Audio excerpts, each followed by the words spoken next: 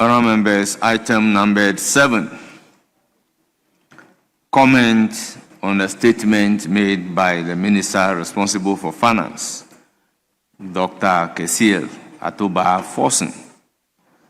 Statement on Ghana's new engagement with the International Monetary Fund, IMF, and the progress made by the government in restoring macroeconomic stability and debt sustainability made on Thursday, 28 May 2026.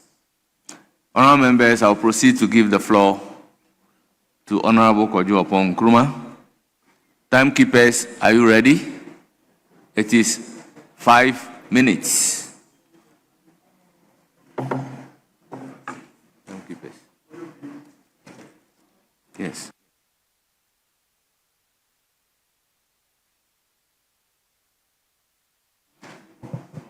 Yes. Mr. Speaker, I think the practice has been the majority side starting. So if they can start, that has been the practice. Honourable members, we are doing so because the statement is emanating from this side. And normally, when a statement is made by this side, I take contribution from this side. If it is from this side, I take contribution from this side. Mr. Speaker, so they should start commenting on their statement first, and then before we also come in. Adongo is ready. Adongo is ready to start. So, Mr. Speaker, Honourable they should start. I have explained the circumstances based on which I am giving the floor to Kojo Opon Nkrumah. You have the floor. You are speaking for 5 minutes. Mr. Speaker, thank you for the opportunity to make some comments on the statement delivered by the Minister responsible for Finance to this Honourable House. Mr. Speaker, I want to start with a preliminary comment that there's a convention in this House that when statements are being made, courtesy copies are made to the opposing side of the House so that we are well prepared to respond. On this occasion, we on this side did not get a courtesy copy, and it limits our ability to comment in real time. As at now, the minister's comments have gone into the public domain for days without an opportunity of a response. And I think this is a habit that we should desist from and resort to the traditional conventions that we work with. Mr. Speaker, in the minister's statement, there was a lot of spin, claiming that Ghana has exited, quote unquote, the IMF. And in that same statement, he makes a further comment that we are now going for what he calls a policy coordination instrument. As my colleagues and I will demonstrate in our submissions this afternoon, Ghana has not exited the IMF. We are members of the IMF. We went for an extended credit facility program. That program has been fully conducted. It has led to the stability that was the objective, and that program has come to an end. And the government has now signed, or is in the process of signing, another program, which is the PCI, and the government should be candid and let the Ghanaian people know so. Mr. Speaker, I want to speak on just about 2 key things. First, the argument of stability. And as you follow the conversations on social media and in the public domain post the minister's statement, there are a lot of questions that the everyday Ghanaian is asking. That what is in it for me at the end of the day? And for many people, there are 2 key things they are looking for. They are looking for jobs, and they are looking for the effect of the so-called stability in their lives. That is an improvement in the cost of living. Mr. Speaker, I just want to share with the House the real data that the Ghanaian people are focusing on, even as at now. And I'm taking it from the Ghana Statistical Service Quarterly Labour Force Survey, Q3 2025. It says, and Mr. Speaker, I quote, in December 2024, the unemployment rate for young Ghanaians aged 15 to 24 stood at 32%. By the third quarter of 2025, that figure has risen to 32.5%, Mr. Speaker. In the Greater Accra region alone, youth unemployment as at Q3 2025 is now at 49.3%. What it means is that, on the average, 1 out of every 2 young people that you meet on the streets of the Greater Accra region is unemployed. Mr. Speaker, the Ghana Statistical Service is saying that 7 out of every 10 unemployed Ghanaians are under the age of 35. 7 out of every 10. And so for many people out there, the question they're asking is, so the stability that has been achieved as a result of this IMF ECF signed in 2023, how is it bearing fruit in their life? And the data is that despite all the programs that the government on its own rolled out, the situation is getting worse. Mr. Speaker, on the matter of cost of living, the minister headlined the headline inflation rate, about 3.4%. When you double click and go into the details, Mr. Speaker, services inflation is going up. Rent is going up. Electricity is gone up. The basic things that the average Ghanaian is spending money on, which are structural, their costs are going up.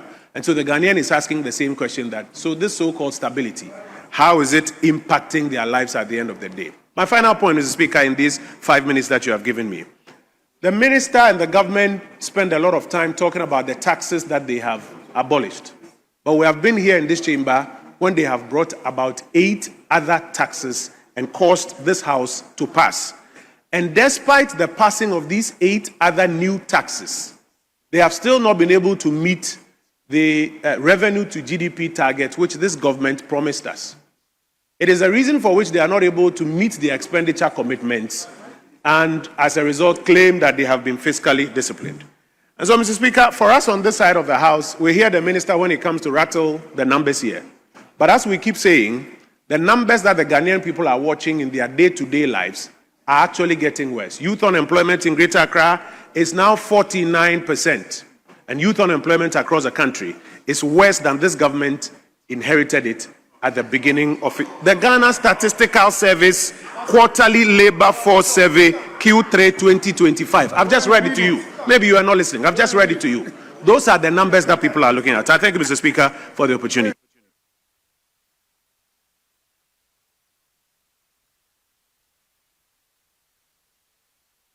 I'll proceed to give the floor to Honorable Isaac Adongo. You have the floor. You are speaking for 5 minutes. Thank you very much, Mr. Speaker. Mr. Speaker, I just want to make things very clear. The minister did not say Ghana has exited the IMF. We have exited the IMF ECF program. We have exited the program, not the IMF. We cannot exit the IMF because we are members of IMF, please. The second point I want to make is that when you are looking at inflation, you don't pick items within the bucket.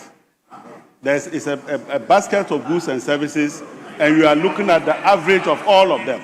So it doesn't mean that certain items will not show changes. But then it simply means that when you consider generally, prices are stable. And that is the point we need to make. Mr. Speaker, my colleague says that we introduced 8 other taxes without mentioning them. I am not surprised. Only recently they said that there was a certain e-levy that was roaming around at the Bank of Ghana. Mr. Speaker, I have in my hands a letter that was signed by the Bank of Ghana to MTN, dated January 31st, 2024.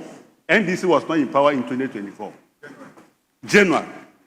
And in that letter, the governor of the Bank of Ghana, at the Bank of Ghana of the MPP, wrote to MTN, giving them no objection to impose the following fees. 1, introduction of a fee of 1% for cash out transactions below 2,000 Ghana cedis. 2, introduction of a 0.75% fee capped at 55 cedis for all transactions related to mobile money wallet transfer to banks. Hey. Mr. Speaker, so the transfer from wallet to bank was approved by the descendants of Dr. Bawumia.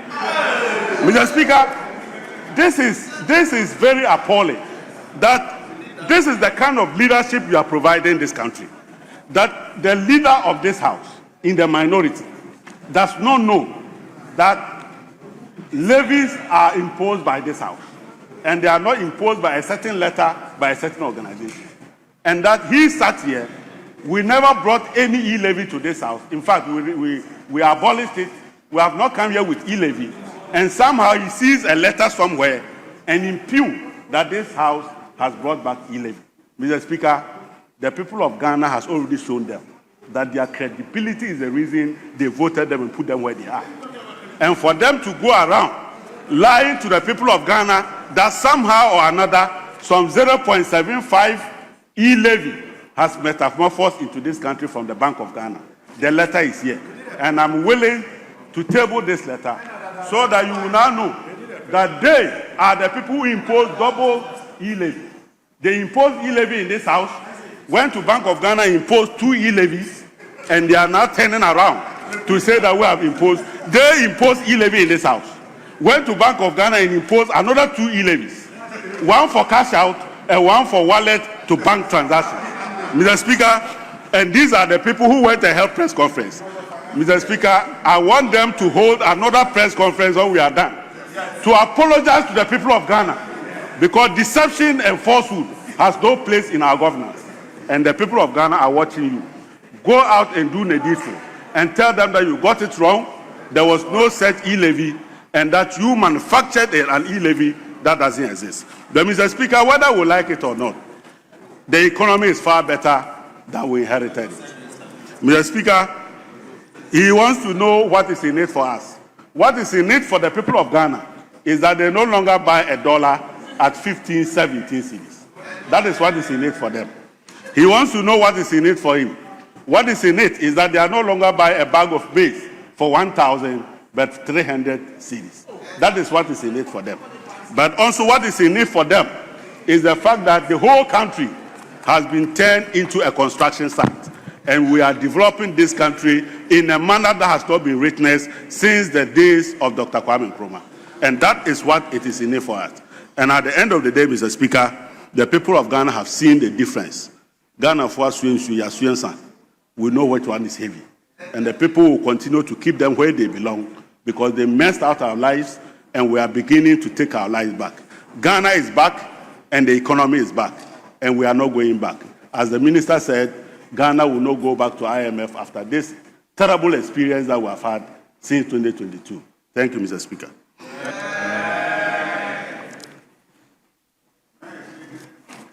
Honourable members, it's now the turn of Amin Adams. Thank you. Thank you, Mr. Speaker. Mr. Speaker, 2 quick rebuttals. I am very surprised that the majority side doesn't know that new taxes were introduced in this House. And I'd like to just mention some of them. The popular Dumso levy, the E-levy. The D-levy, when was it introduced? The Dumso levy. Ampim, you brought the D-levy, Dumso levy. When was it introduced? Mr. Speaker, the growth and sustainability levy. It was supposed to have ended. You renewed it. You extended the sunset clause. The special import levy. It was supposed to have ended last year. You extended the sunset clause. So if you don't know that, you have brought 15% VAT on non-life insurance. I'm telling you that you have introduced new taxes. And so I was surprised the minister mentioned some taxes as nuisance taxes, which you abolished, but failed to mention the new taxes that you people introduced. Mr. Speaker, in fact, they collected 20 billion Ghana cedis from Ghanaians as a result of increases in fees and charges. They don't know that. You forgot when you brought the fees and charges bill for this House to approve for you to increase fees and charges, as a result of which you collected 20 billion Ghana cedis from Ghanaians. So if you don't know, let me remind you that you brought new taxes and the minister should have been candid enough to mention them. Mr. Speaker, about the e-levy, Honorable Adongo is saying that the governor during our time gave no objection. But why was it not implemented at the time until President Mahama became the president of Ghana? Why was it not implemented at the time until President Mahama became the president of this country? So you should be candid. You should tell the Ghanaian people the truth, that you were trying to steal the e-levy back because revenue is suffering. Mr. Speaker, in the minister's statement, he mentioned that the program under us drilled. And I want to inform them that the use of the word drill is inappropriate, is incorrect. If you go to page 74 of the IMF fourth review document, the IMF put out the performance measures by which they pass an IMF approval. The performance criteria has 6 targets. By the end of 2024, all the targets were met. All the targets were met. Page 74. Then you come to indicative targets. Read it. Indicative targets. 4 targets. 3 were met. Only 1 was not met. This is not a program that is drilled. And if you go to the IMF lexicon of program drillment, the IMF will tell you that it is only when you miss a target under the performance criteria that the program is drilled, because then you will have to ask for a waiver before you can pass the review. This government, they don't know what drillment means. If it is about the fiscal outturn, everybody knew that. You did politics. Yes. You brought your voodoo arrears in order to change the narrative about the fiscal outturn. And you have no monopoly over that. At the right time, you will eat the food that you cook. Yes. You have no monopoly over data manipulation to change the narrative about the performance of the economy. Mr. Speaker, the reason this government opted for the PCI is that, number one, the PCI is more about reforms. And that is why they are not going to give you money. And these reforms are conditionalities that you will have to meet. I am surprised that this government will accept conditionalities without any money coming from the IMF. One of the targets you were supposed to meet in respect of the implementation of the structural benchmarks, you failed. We had brought a 70% implementation status, just like our peers. Kenya, 71%. Zambia, 72%. You guys, by the time you exited IMF, you have brought it to 55%. That is the reason the IMF forced you to accept the PCI. Because you did not implement the structural reforms. Mr. Speaker, they were supposed to achieve a target as far as revenue to GDP is concerned of 18%. They have brought it down to 13%. They failed. Mr. Speaker, stability. When we talk about stability, it is supposed to achieve certain purposes. One of the purposes it's supposed to achieve is to bring down cost of borrowing. Even with an inflation of 23%.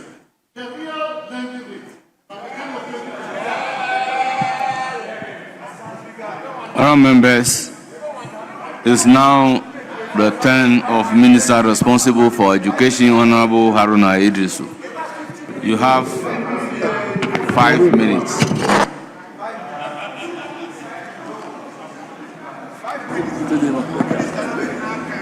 Mr. Speaker, let me... Mr. Speaker, Honourable Minister for Education, hold it. Honourable members, let us all look at Standing Order 91-4.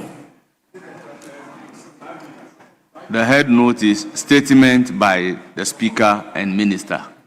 And this is a statement by a minister. And the 4 says, a member commenting on the statement shall not take more than 5 minutes, except otherwise permitted by the Speaker. So I'm only applying the rules without any exception. So please, Honorable Asafwaje, kindly comport yourself.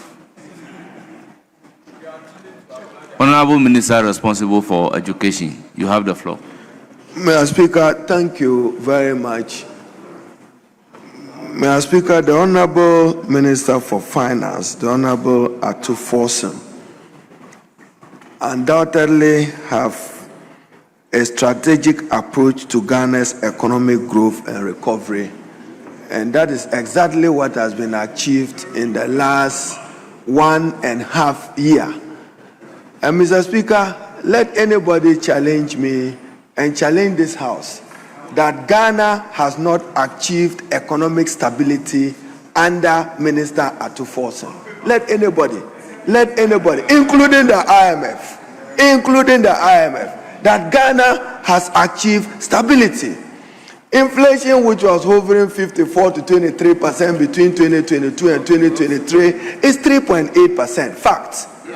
GDP growth was around 5.7%. Today, 6.2%. Fact. External reserves have increased from 4 billion to 10 billion to 14 billion US dollars. Fact. Under the minister's approach. Then those of them, Mr. Speaker, who are economists, how can an economy respond to addressing unemployment when that economy has not been stabilized? Today, external reserve, I gave 2 different years. I'm reading the IMF report. There was 4 billion before you came to 10 billion, and at 2000 I've taken it to 14 billion US dollars of external reserves. So, Mr. Speaker, recovery first, and at least the Honorable Atuforson, supported by President Mohammed's research, is beginning what we call import substitution. That's why Akukon Kiti, 24-hour economy, accelerated export development program are all being rolled out. Inherent in the implementation of some of this will be the key question of addressing Ghana's unemployment. Then, Mr. Speaker, I heard the Honorable Kojo Oppong Nkrumah talk about Ghana's revenue as a percentage of GDP. Go and read the budget of 2018, 2019, 2022. The Honorable Ken Ofori-Atta promised 18% of GDP as a percentage of revenue. That was never achieved. But I agree that it can be an aspiration that we can work towards. Then, Mr. Speaker, we had them talk about Bank of Ghana losses. Yes, reported Bank of Ghana losses, real and material. But at least, Mr. Speaker, show me a central bank with a balance sheet worth it when the balance sheet doesn't contribute to managing economic distress of that country. Show me any central bank of the world. So we can aspire to have a stable economy without necessarily accumulating losses. That can be an aspiration.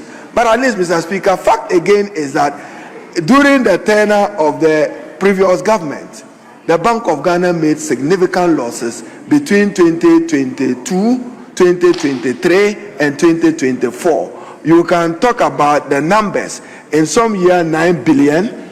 Now they are talking about 15.6 billion. In another year alone, it was close to 60 billion. But I agree that aspirational, Ghana must have a Bank of Ghana which is independent enough to contribute to economic stability without necessarily occasional losses. So, Mr. Speaker, I'm happy to note that Cabinet, under the guidance of the Minister for Finance, have taken a decision that to manage the risks, gold board losses will sit on gold board account, then the Bank of Ghana will play its rightful place. So, Mr. Speaker, I want to thank you for the opportunity to contribute to it. I agree that beyond stability, the economy must begin to respond to addressing the key question of unemployment. But the Honorable Kojo Oppong Nkrumah, 3.5% of unemployment from 3.2%. Yes, there's growing unemployment.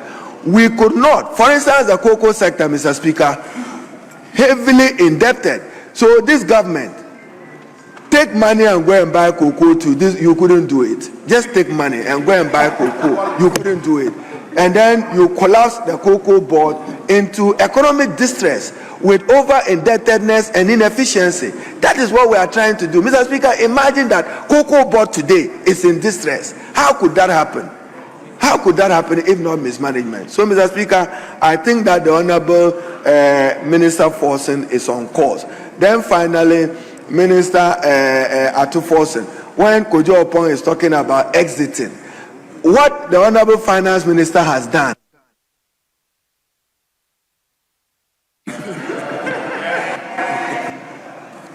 I'll proceed to give the floor to Honorable Abu Jinapo.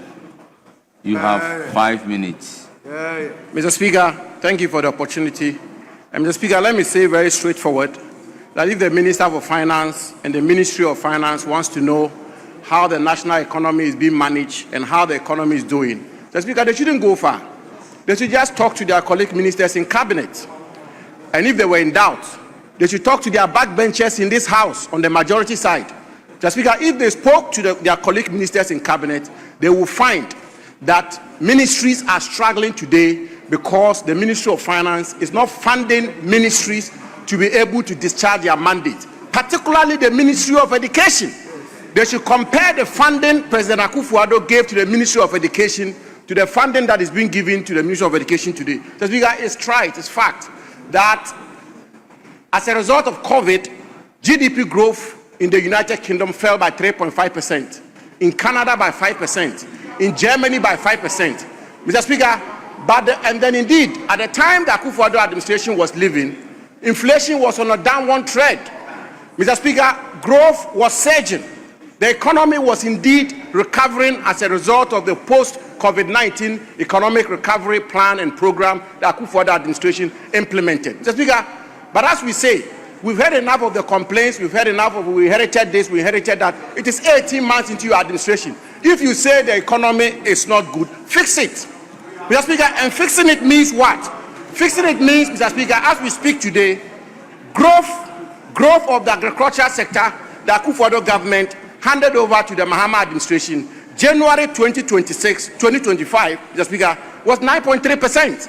Mr. Speaker, as we speak today, growth of agriculture has dipped at 4.5%. And agriculture is the backbone of our economy.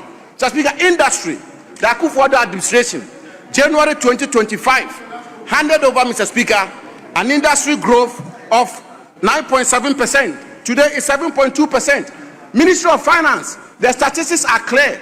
Agric is not doing well, industry is not doing well, farm produce are not being bought, farmers are crying in the north, farmers are crying in the east, cocoa farmers are crying in the south.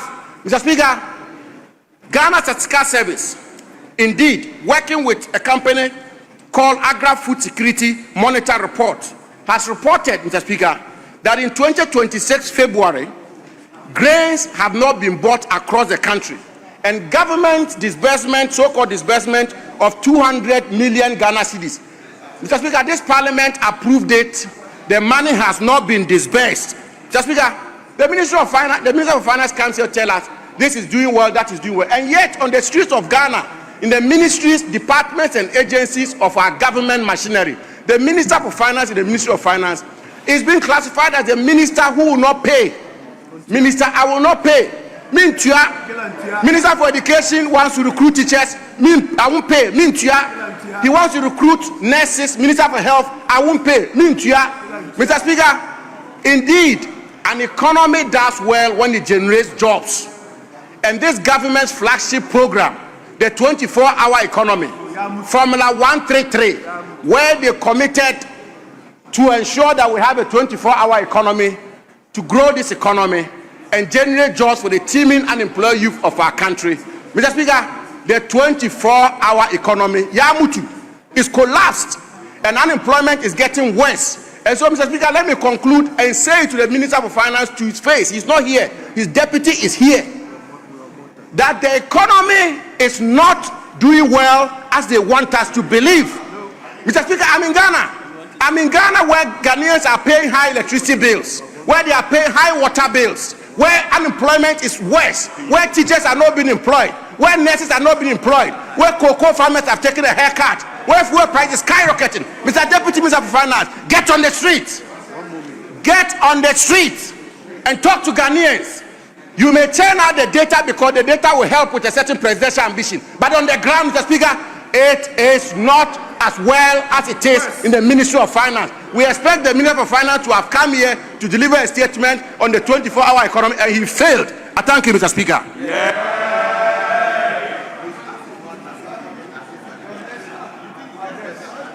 Well, honourable members, I will give the floor to Honourable Ay3. Honourable Ay3, you have 5 minutes. Okay. Thank you, Mr. Speaker. Mr. Speaker, it is important to provide a context of the IMF ECF facility in 2022. This IMF program represents the most expensive IMF program ever signed by the Republic of Ghana. Mr. Speaker, despite all sound counsel by stakeholders, the NPP government, knowing fully well that from 2019, Ghana was already headed in a trajectory of debt unsustainability and macroeconomic instability, they disregarded everybody and thought e-levy was the akobam for our economy. Mr. Speaker, Ghana entered the ECF facility in 2022 at the most worst macroeconomic conditions of our country. That is why it resulted into painful decisions to be suffered by Ghanaians. Let me provide the context, Mr. Speaker. Inflation at that time exceeded 50%, that's 54.1%. Exchange rate depreciated over 40%. We lost access to international capital markets. Our sovereign credit was downgraded to junk. Unsustainable public debt hovering around 104% of debt to GDP ratio, and severe fiscal deficit. Mr. Speaker, this was validated by Moody's, S&P, Fitch, and also our stock prices was downgraded by JP Morgan's. Mr. Speaker, as a result of these difficulties, pensioners and other citizens of this country suffered a catastrophic domestic debt exchange program. Banks, pension funds, insurance firms, and individual bondholders all suffered. This was validated also by the IMF, Mr. Speaker.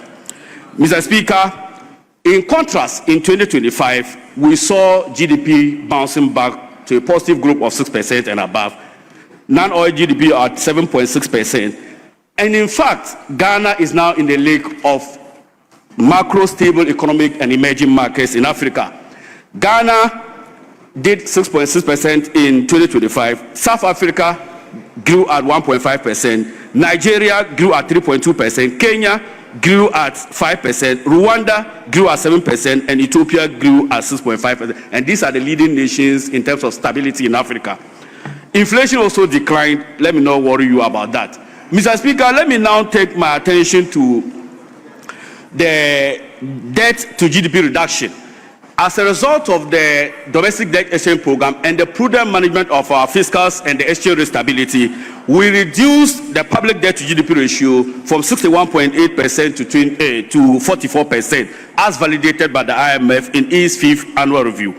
Mr. Speaker, if you look at our exchange rate stability, from a depreciation of 40% to appreciation of 19%, and 42% rather, Mr. Speaker. Mr. Speaker, an ECF facility, let me provide this information. An ECF facility is not mandatory. That's the first thing. The second thing is also that an ECF facility is only available for countries with stable macroeconomic environment. Ghana couldn't have gotten an ECF facility in 2022. Countries that are currently on an ECF facility in Africa have stable macroeconomic conditions. And it is a non-financing agreement. And the purpose of people have signed onto an IMF program because of policy credibility. We are a member of the IMF, so there is nothing wrong with Ghana approaching an IMF. We should only approach the IMF at our strong bargaining chip, and that is what Dr. Atufosin is doing under the reset agenda, Mr. Speaker. Mr. Speaker, if you look at the PCI facility, it signals investor confidence. Recently, the EU ambassador to Ghana demonstrated that Ghana is the best destination for African trade. In fact, if you also go and look at what the IMF said, and let me quote what the IMF said, Ghana does no longer need emergency financing, but still value IMF discipline and credibility. Currently, we are in position to service our debt. We are not declaring debt default as done by the MPP in 2024. What the PCI does for Ghana is that we are not going to return to excessive borrowing as we saw under MPP. We are not going to see another weak financial management and fiscal distress. We are not going to see quasi-fiscal losses as done by SOEs like Cocoa Board, and we are not going to see SOE inefficiency. Ghana, like many other countries, let me demonstrate. If you go to Rwanda, they are currently under a PCI. Senegal, Seychelles, Serbia, and Cape Verde. All these people are undergoing a PCI. So Dr. Atufosin,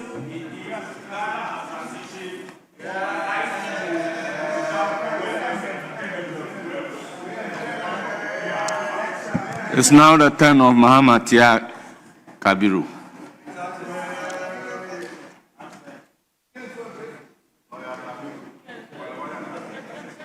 Thank you very much, Mr. Speaker. Mr. Speaker, I will want to address some preliminary issues, Mr. Speaker. Mr. Speaker, this House is a House of Records, and when we say PCI is to signal, or it's a signal of investor confidence, wrong.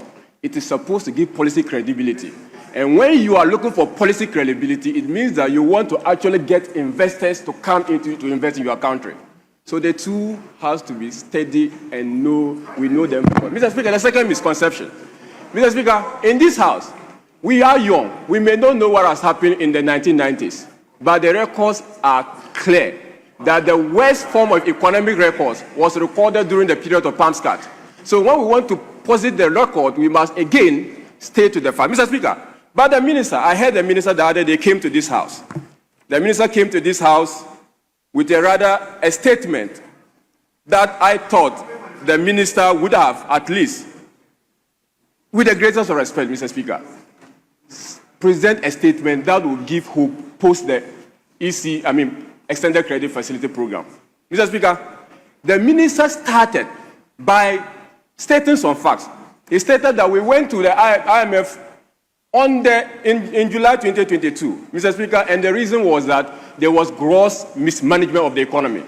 Mr. Speaker, the minister failed. In fact, the minister willfully defaulted in addressing certain facts. Mr. Speaker, who brought the energy sector mess? It was their government.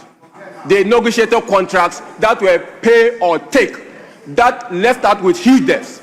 Who collapsed the banking sector, Mr. Speaker? They collapsed the banking sector. We had to pay over 25 billion to save the banking sector. Mr. Speaker, these people are those who created the mess. The mess resulted in fiscal constraint. We had to cover money to pay this particular debt and this particular mess. In cleaning the mess, obviously, there's going to be costs.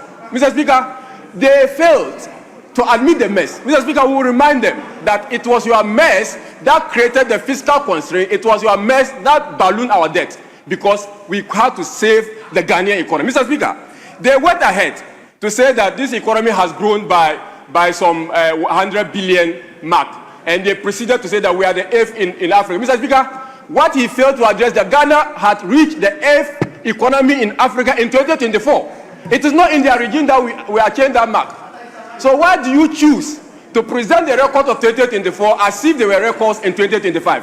Mr. Speaker, the record you are talking to, that Ghana is the 8th biggest economy or largest economy in Africa, was attained in 2024. At a time that you thought Akufo-Addo was not doing anything, he grew our economy exponentially and we were able to achieve that record. Mr. Speaker, they proceeded to talk about the fact that in paragraph 25, they mentioned some achievements as the basis for which we should recommend them. For Mr. Speaker, they said that they have concluded the IPP negotiation and that it has saved us from $250 million. Mr. Speaker, who started the IPP negotiation? It was Nana Addo Dankwa Akufo-Addo that started it. Give credit to him, and you are only concluding it.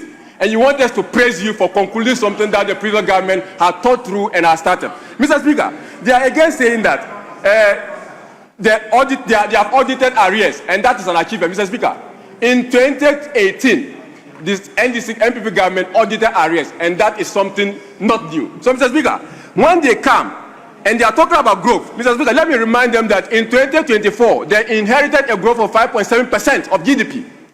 The economy was not on its knees when it inherited. The economy was growing at a rate of 5.7% of GDP in 2024. Inflation was not 54 when you took it. Inflation was 23% when you took over. So you cannot be claiming and projecting data that was data of yesterday as if they were data that you inherited. Mr. Speaker, if you want to measure your true size, go to the street, ask the teachers, what is the state of the economy? Ask the nurses, what is the state of the economy? Go to the rural farmers in Pasinkia, ask them whether or not their rice farms are even getting market. Go to Kantamanto and ask the market women whether or not they are able to fuel the economy.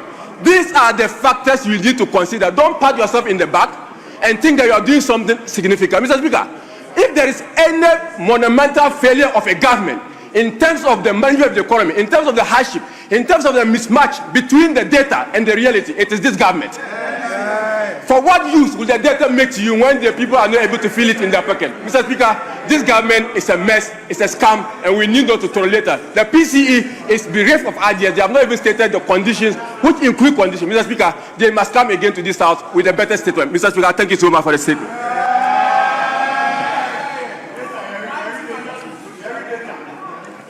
Honorable Zuwera, you have the floor. Thank you very much, Mr. Speaker.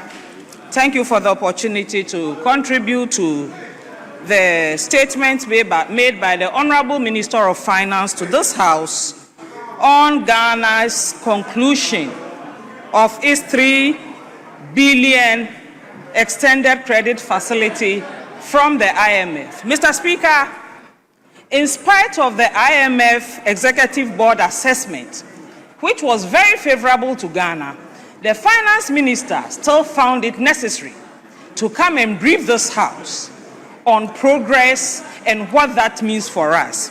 Mr. Speaker, speaking from a purely mother, woman, trader, household keeper perspective, Mr. Speaker, the Finance Minister mentioned the stability of the cedi, and that for us is what it is. For every woman who goes to the market, the stability of the cedi enables us to plan, because women are the budget managers of the household. Yeah. Mr. Speaker, in the run-up to the invasion of Iraq by the USA, there is this story that a friend came looking for his friend in the house and entered the house and met the wife and the children holding pen and paper, discussing school uniforms, school shoes, pepper, milk, onion, garlic, kanwa, and everything. So he asked them, "Where's your father?" He said, "Oh, he's under the tree playing draft." So his friend went there and said, "Hey, you are sitting here, the woman and the children have taken over your role." He said, "Oh, when it comes to budget, it's for women." He thinks about international issues like America invading Iraq. Mr. Speaker, that is the duty, that is the true duty of women. And so for us, anything that stabilizes the economy, that today we can look at a 3.4% inflation, thanks to the prudent fiscal and financial measures that the Finance Minister and the NDC government have introduced, we will celebrate. Mr. Speaker, this is a stark reality as compared to the 2024 inflation of 22.85%. 2023, 38.11%. Women, we couldn't plan. We couldn't plan the house budget. Today, I know that when I go to the market, milk is 3 cedis, it remains 3 cedis. When I go, 5 bunches of tomatoes or rice is 400 Ghana, and I can plan. We don't have to worry about whether food prices have increased or whether the household income will suffice us the period for which it has been agreed. Mr. Speaker, we were here when the previous government introduced the DDEP, and most of the people, pensioners who were affected, were women. Mr. Speaker, we saw picketing at the Finance Ministry. On one occasion, we saw the former Chief Justice of this country, Her Ladyship Sophia Akufu, herself, protesting the haircut that had been introduced by the previous. This is women. Women's pensions were at stake. Women's money to take care of their grandchildren, to give them the joy of life, was taken away. Today, if we can restore that and carry our children to Accra Mall to play, carry them to Efua Sutherland Park to play, take them on excursion to the Kwame Nkrumah Memorial Park, we are very happy. And we can only commend the Finance Minister for making time to come here and speak to us. Mr. Speaker, the inflation that we currently have has been described as a near 3-decade record that this country has not seen. In 30 years, we've never seen this kind of. And so if we cannot celebrate this, then I don't know what we are looking for, Mr. Speaker. I want to use this opportunity once again to thank you for the opportunity to commend highly the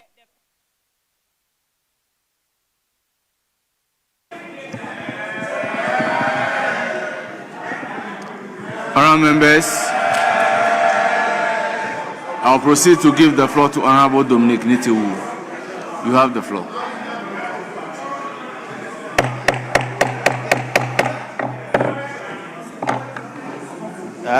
Thank you.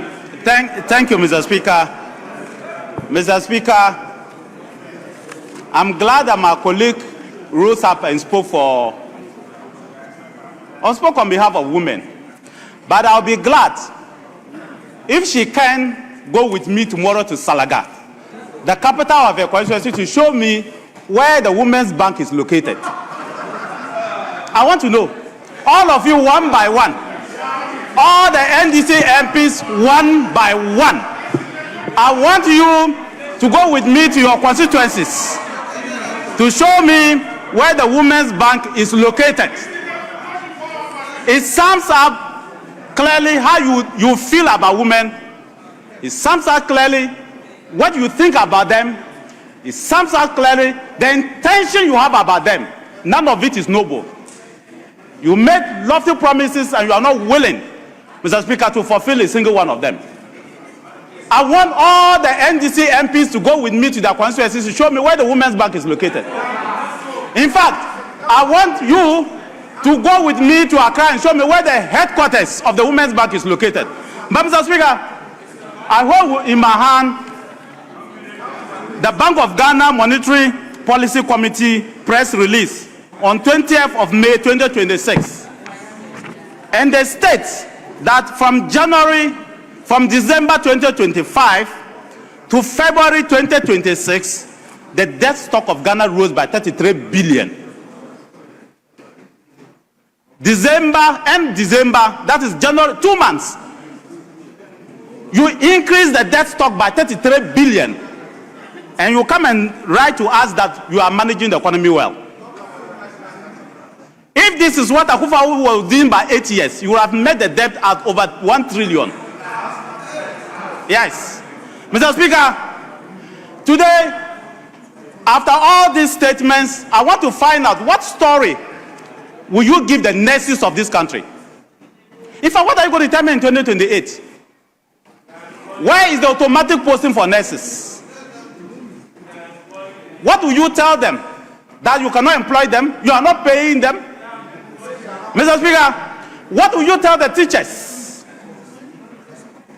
Where is the automatic posting for teachers? You are not employing them? You are not paying them? Mr. Speaker, what will you tell the university students? Mr. Speaker, what will you tell them? Mr. Speaker, what will you tell the farmers of this nation? Those in the north, those in the south, those in the east, and those in the west. What will you tell them? Or you don't hear the complaints of the farmers? If you come here and you are issuing these statements, you don't hear the complaints of the farmers, why didn't you talk about it? Why? Your brother, your uncle is a farmer. What are you going to tell them? Mr. Speaker, what are you going to tell the cocoa farmers? What story are you going to tell the cocoa farmers? It's clear that they are not even listening, because the cocoa farmers are weeping and saying that Mama,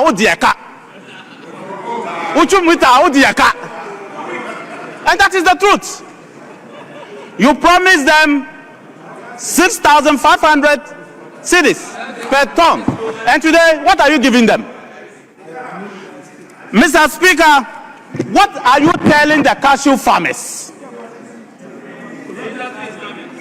Go to Nkoranza, go to your chairman's hometown and talk to the cashew farmers and listen to them.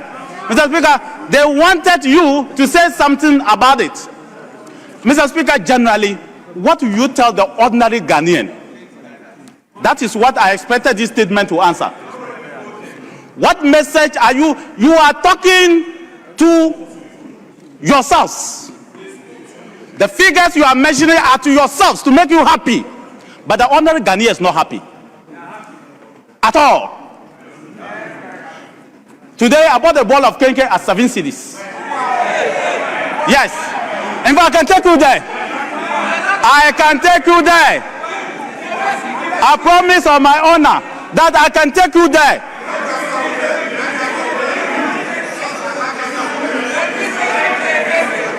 I promise you on my honor, Mr. Speaker, I can take you there. Mr. Speaker, the economy is running for only...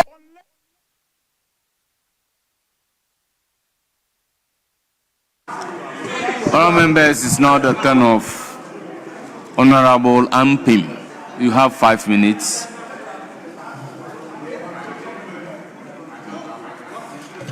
Thank you, Mr. Speaker. Mr. Speaker, it is surprising that the immediate past Minister for Defense will go to Lancaster Hotel to buy Kenke and come and sit in the house to tell Ghanaians that he bought Kenke at 7 cedis. If you choose to go to Lancaster Hotel to buy Kenke, carry your own cross. Mr. Speaker, you see, this is a listening government, and we listen to Ghanaians. But what we will not take from our friends is any attempt to suggest that they are better managers of the economy than us, because they are not. The evidence is clear. It is so surprising that today, just 1.5 years, less than 1.5 years after you left office, you are finding your voices. I'm surprised. And you are inviting us to go to the street. We are taking that challenge. Let's walk out the streets of this country and ask Ghanaians how they feel today and compare to how they felt 2024. Ghanaians will testify that things are better today. Mr. Speaker, the immediate past finance minister said that the statement that Dr. Atto-Forson made about derailment of the IMF program was not true. I was surprised to hear that because, Mr. Speaker, this very IMF program that you signed up to, you committed that by the end of 2024, you will bring inflation down to 18%. You ended December 2024 inflation at 23.8%. That is 5.8 percentage points higher than the target. Is that not derailment? That QPC, quantitative measure that you committed to, you couldn't meet it. There was also a net arrears payables of 0. You committed to ensure that arrears payables would not increase. You ended the year by increasing payables by 45 billion cedis. Is that not derailment? Mr. Speaker, there were structural benchmarks that you committed to meet. One of them was ITAS, the Integrated Tax Administration System, that you will implement by end of December. You could not meet it. It had to take hard work by this administration to implement that structural benchmark. So it was met but delayed. You promised that you will link GIFMIS to GANEPS. You could not do that by the end of December 2024. This administration came, and by dint of hard work, we have been able to implement these things. So you derailed the program, and President Mohammed's administration came to revive it, and we ended up exceeding, in fact, overperforming on all the targets that were meant to be met by the end of December 2025. Inflation overperformed. We ended the year 2025 with an inflation rate of 5.4%. Today, inflation is 3.4%.